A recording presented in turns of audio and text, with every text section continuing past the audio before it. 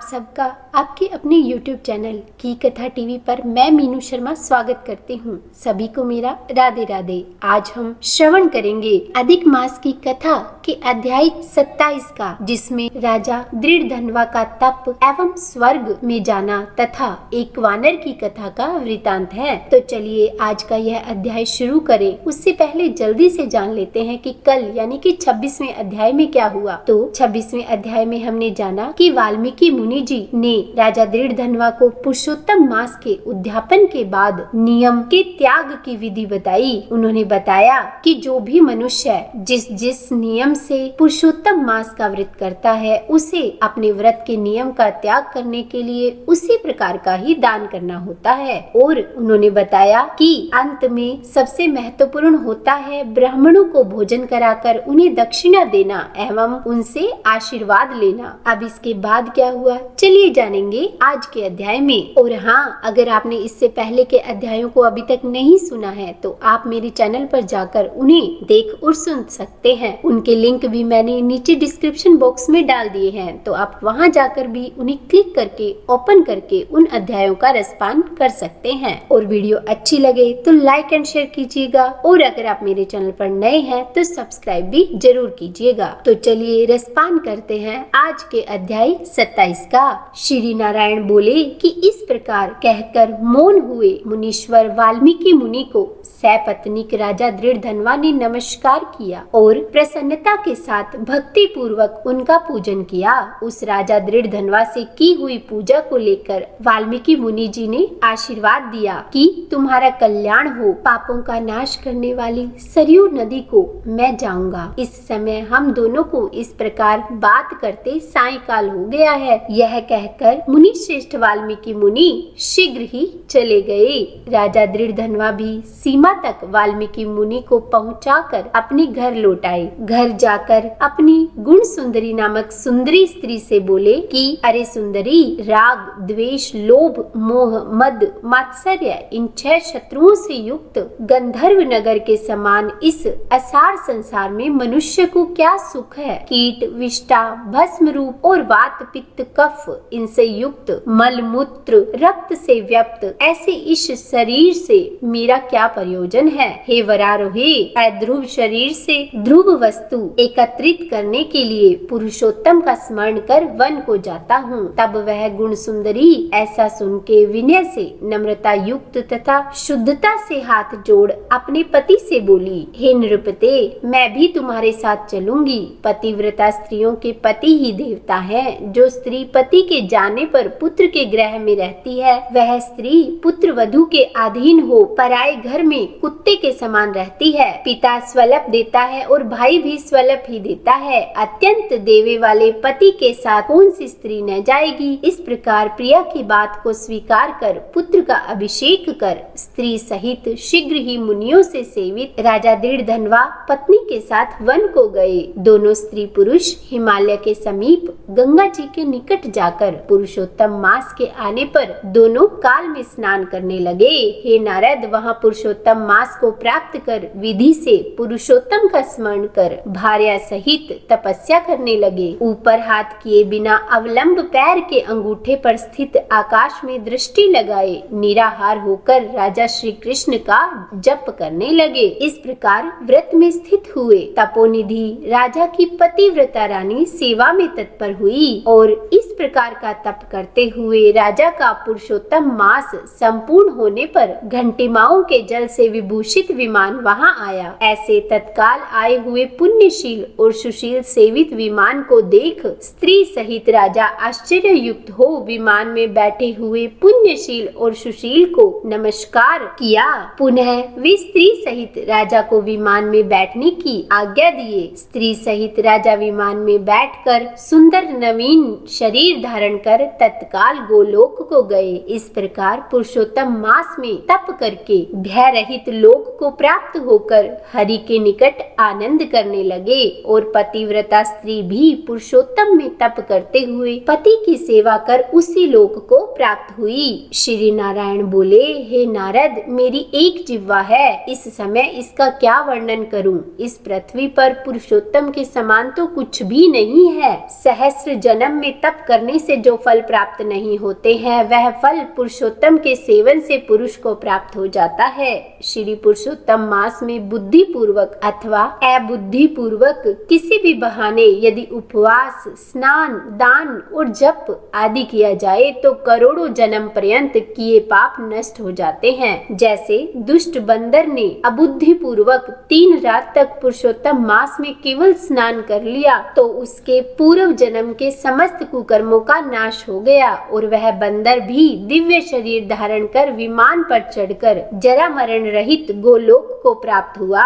इसीलिए यह पुरुषोत्तम मास संपूर्ण मासों में अत्यंत श्रेष्ठ मास है, क्योंकि इसने बिना जाने से ही पुरुषोत्तम मास में किए गए स्नान मात्र से दुष्ट वानर को हरि भगवान के समीप पहुंचाया। अहो आश्चर्य है, श्री पुरुषोत्तम मास का सेवन जो नहीं करने वाले हैं वे महामूर्ख हैं, वे धन्य हैं और कृतकृत्य हैं तथा उनका जन्म सफल है जो पुरुष श्री पुरुषोत्तम मास का विधि के साथ स्नान, दान, जप, हवन, उपवास पूर्वक सेवन करते हैं। नारद मुनि बोले, वेद में समस्त अर्थों का साधन करने वाला मनुष्य शरीर कहा है, परंतु यह वानर भी व्याज से पुरुषोत्तम मास का सेवन कर साक्षात मुक्त हो गया। हे तपोनिधे, संपूर्ण प्राणियों के कल्याण के निमित्त मुझसे इस कथा को कहिए। इस वानर ने 3 रात्रि तक स्नान कहाँ पर किया? यह वानर कौन था? आहार क्या करता था? उत्पन्न कहाँ हुआ और कहाँ रहता था? और श्री पुरुषोत्तम मास में व्याज से उसको क्या पुण्य हुआ? यह सब विस्तार से सुनने की इच्छा करने वाले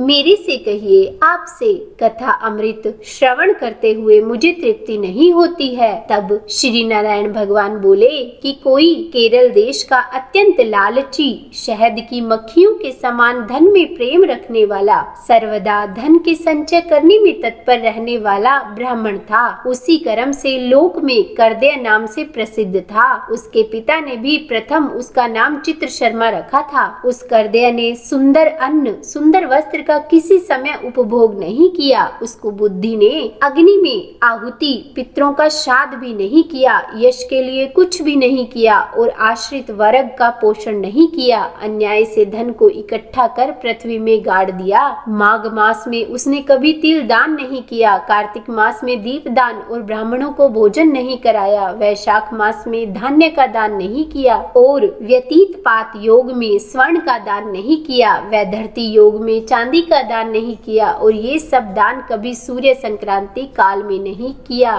चंद्र ग्रहण, सूर्य ग्रहण के समय जप नहीं किया और न ही अग्नि में आहुति दी। सर्वत्र नेत्रों में आंसू भरकर दीन वचन कहा करता था। वर्षा, वायु, आतप से दुखित दुबला और काले शरीर वाला वह मूर्ख सर्वदा धन के लोभ से पृथ्वी पर घूमा करता था। कोई भी इस पामर को कुछ दे देता, इस तरह बार बार कहता हुआ गऊ के दोहन समय तक कहीं भी ठहरने में असमर्थ था। लोक के प्राणियों के धिक्कारने से जला हुआ और उद्विग्न मन होकर घूमता था। उसका मित्र कोई बनेचर वाटिका का मालिक था। उस करदय ने उस माली से बार बार रोते हुए अपने दुख को कहा, नगर के वासी मेरा नित्य तिरस्कार करते हैं, इसीलिए उस नगर में मैं नहीं रह सकता। इस प्रकार कहते हुए उस करदय ब्राह्मण के अत्यंत दीन वचन को सुनकर माली दयाद्र चित्त हो गया। शरण में आए हुए उस दीन ब्राह्मण पर माली ने दया कर कहा कि हे करदय, इस समय तुम इसी वाटिका में वास करो। नगर वासियों से तिरस्कृत हुआ वह करदय उस माली के वचन को सुन प्रसन्न होकर उस वाटिका में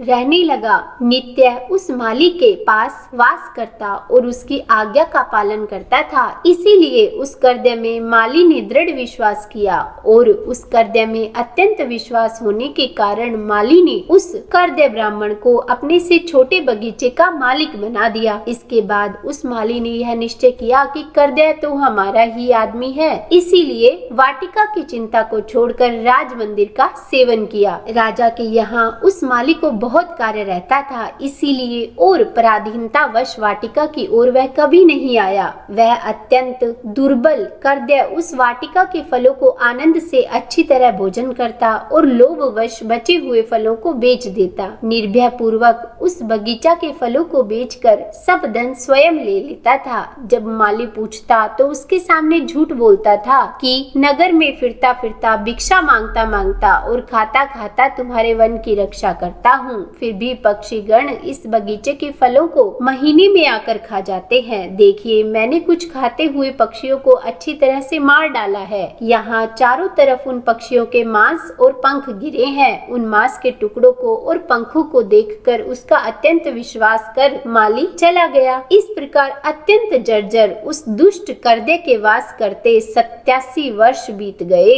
वह मूढ़ वहाँ ही मर गया। उसको अग्नि और काष्ठ भी नहीं मिला। बिना भोगे पापों का नाश नहीं होता है, ऐसा वेद के जानने वाले कहते हैं। इस कारण हाहाकार करता हुआ यमदूतों के मुदगर के आघात से पीड़ित कष्ट के साथ अत्यंत भयंकर दीर्घ मार्ग को गया। पूर्व में किए हुए कर्मों को स्मरण करता हुआ और प्रलाप करता हुआ तथा बुद्ध अक्षरों में कहता हुआ कि अहो आश्चर्य है, मुझ दुष्ट कर्दे के अज्ञान को देखिए। कृष्ण सार से युक्त पवित्र इस भारत खंड में देवताओं को भी दुर्लभ मनुष्य शरीर को प्राप्त कर मैंने धन के लोभ से क्या किया, अर्थात कुछ भी तो नहीं किया। और मैंने अपने जन्म को व्यर्थ में खोया तथा मैंने बहुत दिनों में जो धन संचय किया था वह धन तो पराधीन हो गया। इस समय कालपाश में बंधा पराधीन होकर क्या करूं? प्रथम मनुष्य शरीर को प्राप्त कर कुछ भी पुण्य कर्म नहीं किया, न तो दान किया, न अग्नि में आहुति दी, न हिमालय की गुफा में जाकर तपस्या ही की, मकर के सूर्य होने पर माघ मास में न गंगा के जल का सेवन ही किया, पुरुषोत्तम मास के अंत में 3 दिन उपवास भी नहीं किया और कार्तिक मास में तारागण के रहते प्रातः स्नान भी नहीं किया।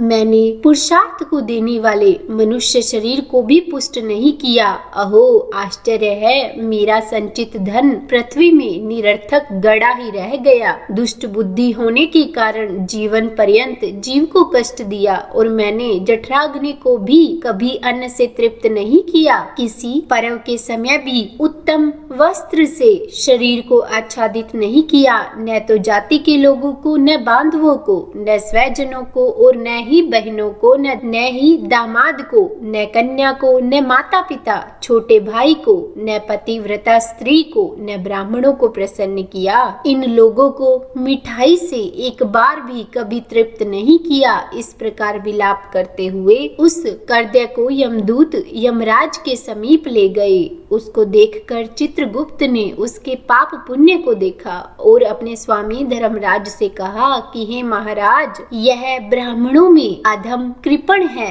धन के लोभी। इस दुष्ट कर्दय का कुछ भी पुण्य नहीं है। वाटिका में रहकर इसने बहुत पाप किया है। माली का विश्वास पात्र बनकर साक्षात स्वयं फलों को चुराया और जो पके हुए फल थे उनको खाया और जो खाने से बचे हुए फल थे उनको इस दुष्ट ने धन के लोभ से बेच डाला। एक फलों के चोरी का पाप, दूसरा विश्वासघात का पाप। हे प्रभु, ये 2 पाप इस कृपण में अत्यंत उग्र है और भी इसमें कई अनेक प्रकार के पाप है। नारद मुनि बोले, इस प्रकार ब्रह्मा के पुत्र चित्रगुप्त के वचन को सुनकर अत्यंत क्रोध से युक्त धर्मराज ने कहा कि यह कदर्य 1000 बार वानर योनि में जाए और विश्वासघात का फल तो इसके बाद होवेगा। अब इसके बाद क्या हुआ, चलिए जानेंगे कल, यानी कि 28वें अध्याय में। उम्मीद है आज की यह वीडियो आपको पसंद आई होगी। अगर वीडियो अच्छी लगे तो लाइक एंड शेयर करें और अगर आप मेरे चैनल पर नए हैं तो सब्सक्राइब भी जरूर करें। तो बोलिए राधे राधे।